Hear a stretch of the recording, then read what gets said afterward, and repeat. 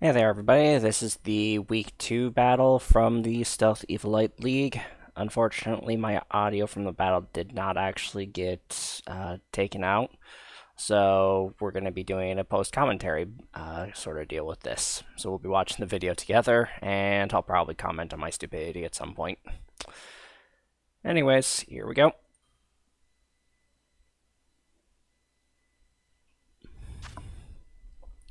So for week 2, I was fighting the Celebi-Do Karate, who was coached by Betei. Let's see what I decided to bring that this time around. Looks like I was bringing Sprigato, Morgrim, Nummel, Shelder, Pikachu, and you can't see there it is, Wingull. So interesting thing about the Wingull, it does not get defog, as I later found out when I was prepping for this. So that was kind of just bad for me. My team did not have any hazard control whatsoever, even though I thought I picked up things that did have hazard control. I thought Shelder had Rapid Spin, and I thought Wingull had Defog. But no. Anyways, looks like we're up against Dragonair, Chansey, Quilava, Ghastly, Meditite, and which one is that? Quaxwell. So I know full well what Quaxwell is capable of, just because I know what its full evolution is capable of. I ran that thing in my own draft league, and Scarf Moxie or Choice Band Moxie, either way, that thing is scary.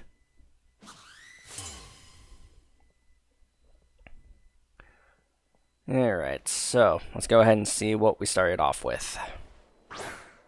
Haume, which is Chansey, versus Morgrim. So, first things first, we obviously want to get the Eviolite off of the Chansey. And give it something that will lock it into, like a Choice Scarf.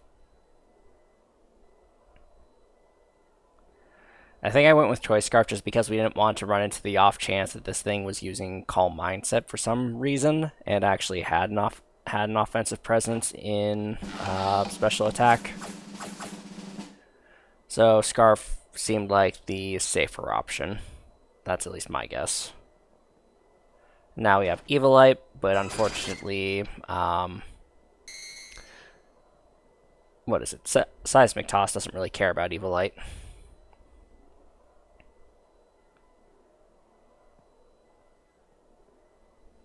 So now my opponent has to be locked into one move that they choose from here. Which, I mean, is not the worst thing in the world. Just Seismic Toss. Seismic Toss is at least consistent damage on a lot of Pokemon in this league who will have lower HP stats than their fully evolved forms. So doing only 50 damage to a Pokemon is actually pretty good in this league. That's usually at least a third of something's health. It would definitely be a third of Morgrim's health. Whereas fully evolved Pokemon, sometimes it doesn't even crack a quarter of a Pokemon's health. Well, no, it'd be closer to that, but it wouldn't be a third. And out we go with Chansey. And in comes Ceres, which is good. I definitely want to lower that thing's attack stat right off the bat.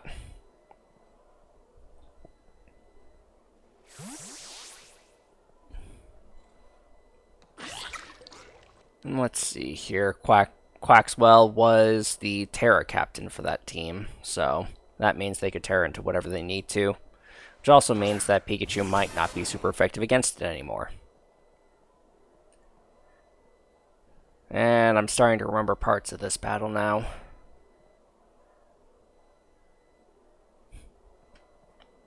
So the real question becomes, does my opponent do that early or not?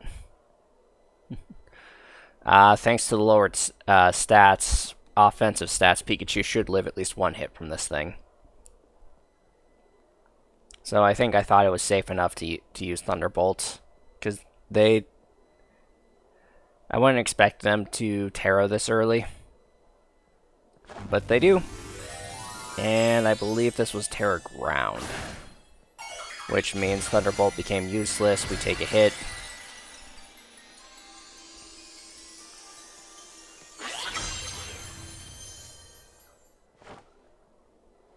Thunderbolt's useless. Goodbye.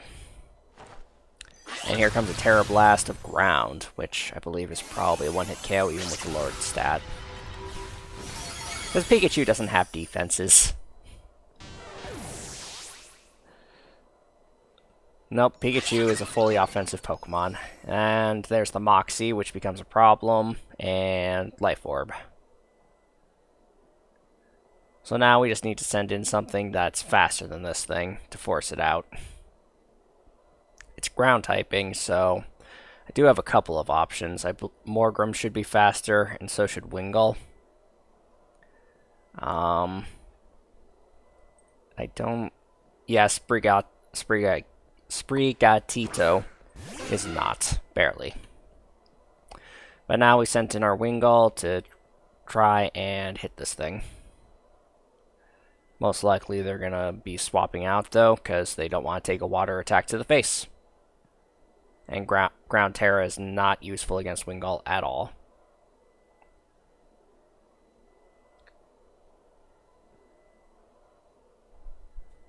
But yeah, kind of getting back to the HP thing from Seismic Toss. 1 Stealth Rocks and Wingull is within KO range, is within 2-hit KO range of Chansey's Seismic Toss. So yeah, the HP matters a bit when it comes to things like that.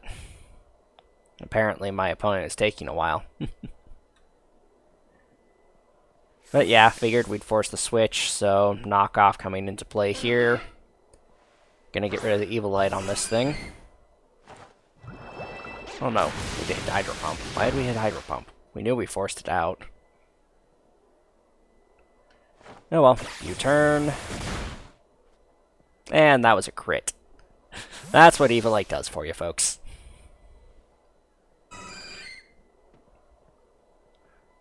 Alright, sending in Numel, who can use this thing as setup fodder mostly.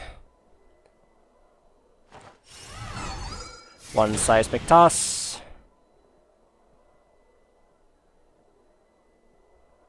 And looks like we go straight for rest here, which is alright, it's a full heal.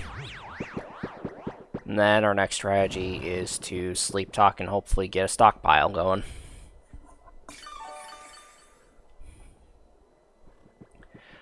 So part of the reason why we would use Numel as a main tank is because Stockpile, after 3, boosts both defenses to max, thanks to Simple. Combine that with the Eviolite that it's holding. Not much is going to be able to break it. Water might do half. I don't think any water move would one-hit KO it at max. But I think we'll find out in a little bit. Alright, we Sleep Talk into Body Press, which doesn't deal great damage, and looks like we decide to go Terra. We already lost our other Terra Captain, Pikachu, so that hardly matters.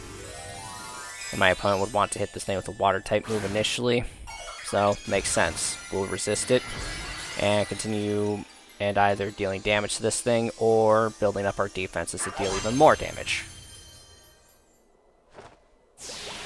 Here comes the Liquidation. With the stat drop. That is unhelpful. I'm starting to see why this didn't work out so well. Alright, Sleep Talk. And we do Body Press for less damage. And now we are going to wake up this turn, but unfortunately, thanks to our lower defense, it's going to be even harder to hurt this thing. We're just going to go straight back into rest, it looks like.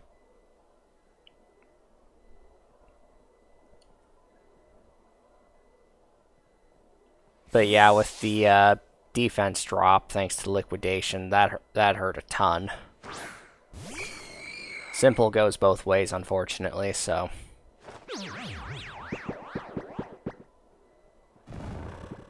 And the other unfortunate thing about running a rest talk set is that whatever one move you have, because most of the time you have a setup move as well, you're going to be stuck into that move. So unfortunately with Nummel I was packing body press. That means Ghastly could attack it with impunity. And it was packing Energy Ball, which hurt a lot. And we did get rid of our Choice Scarf on Morgrim, unfortunately, so we will not outspeed this thing.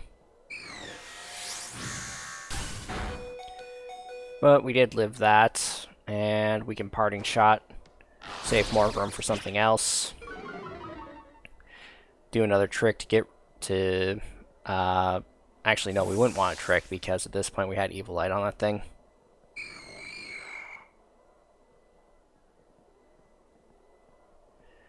Alright, with Light Screen up, Sprigato should be coming in here. And taking that Energy Ball easily enough with Light Screen. So here, my opponent probably already recognizes that Sprigato can run Sucker Punch. So I think using it at this point in time wasn't a good idea. We can save it for later and reveal it later when they think that we're not going to do that. Instead, we're going to U-turn on a Chansey. But this Chansey does not have its Eviolite, so this is going to deal a lot of damage, and in fact pick up the KO. So we no longer have the special wall to deal with. And we do reveal that we have Life Orb on this thing, so I have the freedom of choosing my moves. Now it looks like we're probably going to go from one U-turner to probably another. Yep. So we're sending Wingull back in, probably to U-turn or knock off whatever Pokemon comes in. We did KO with U-turn, so unfortunately my opponent does get the opportunity to swap in something it thinks will take on Wingull a lot better. But then... But kind of the point of the Wingull is that it swaps back in and out, mostly, so... Nothing wrong with that. I believe Wingull outsped the entire team. Yeah, it did. Because Wingull's base speed is 85, their highest is 80, so it would be relying on Choice Scarf. And I think my opponent realizes that. Which is why they went into their defensive Behemoth and Dragonair. So we'll go ahead for the knockoff here, take off what is probably an Eviolite. Yep. And this thing is going to try and set up Dragon Dance on us, which is not great, because that'll play it faster than Wingull at this point. We're going to go ahead Hurricane. I think we're kind of fishing for the confusion. Not that it matters, because this thing's using E-Speed. It is important to note that this Dragonair is not the Terra Captain, so it can't Terra Normal on me. Though just having one Dragon Dance alone is going to be really bad. Now we're trying to figure out what to do about this. We're sending in Nummel. I think the main reasoning for this is because Nummel can set up stockpiles on this thing.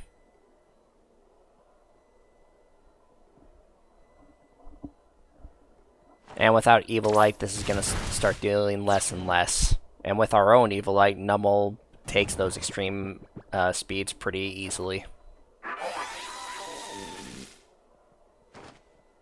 But we pulled Rest. That is the that is the second knock against using a Rest Talk set, is that you can pull Rest with Sleep Talk. Seeing what little damage they were doing with extreme speed even after a Dragon Dance.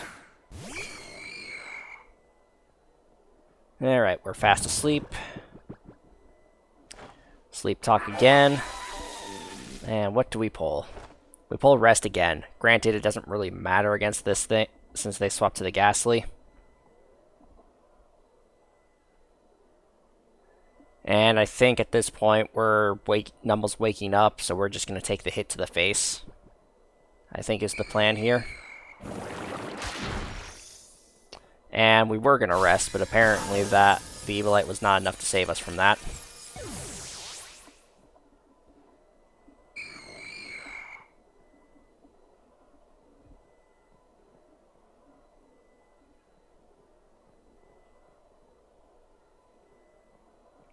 And we're going to go ahead and send Sprigatito in.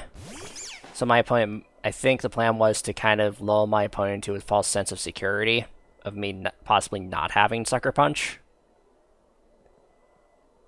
And we've already seen that this thing's going to outspeed us no matter what, so we kind of need the Sucker Punch in order to KO it anyways.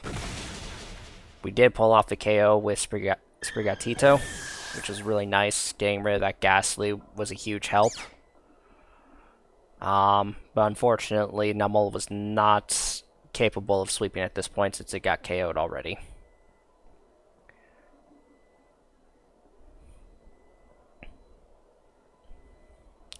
So then, what does that leave with my opponent doing? We did reveal our Sucker Punch, so things like the extreme speed are going to matter more.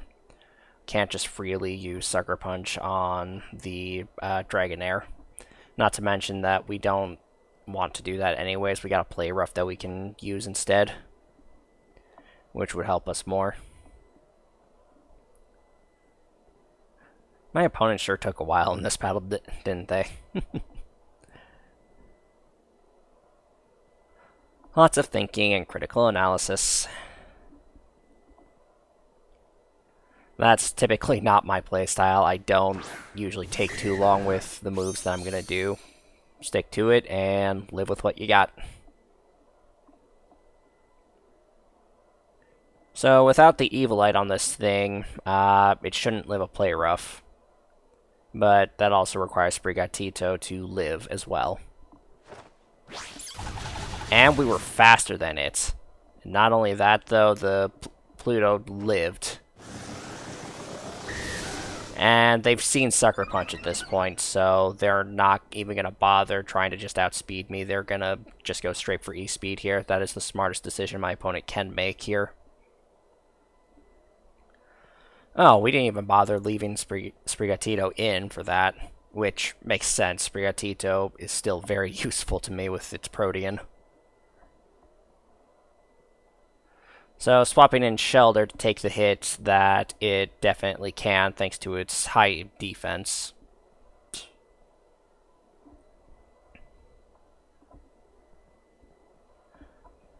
But my opponent is still thinking about what to do as well. Debating between just Dragon Dancing on a Sucker Punch or not, I'm guessing. Because, I mean, that is definitely a valid option. Though they've seen me go for Play Rough here, and they're low on HP. Any move I do is probably a KO at that point. So did they want to try and do that? There are stones, and they did go for E-Speed, so Sucker Punch was pretty useless anyways. Alright, but the E-Speed looks like about a third of our health. So we're going to go ahead and Whirlpool here.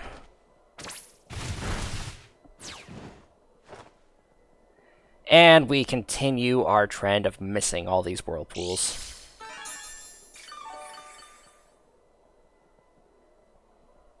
It is unfortunate. 85 accuracy, and I think out of all the times that I used it, I missed all but one of them at this point, so yeah.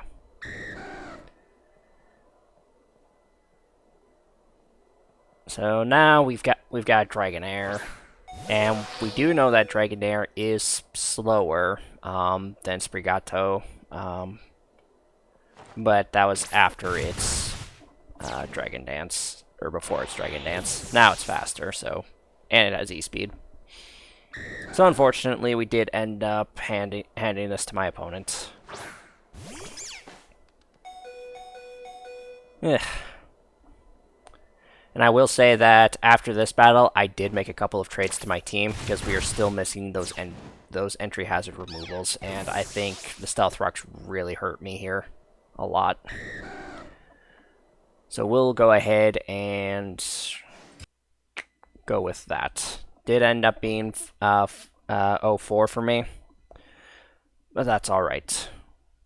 We made those trades and looking to get better on with all of the other matches. So that was week 2. I will see you guys next time with week 3 and everything else afterwards.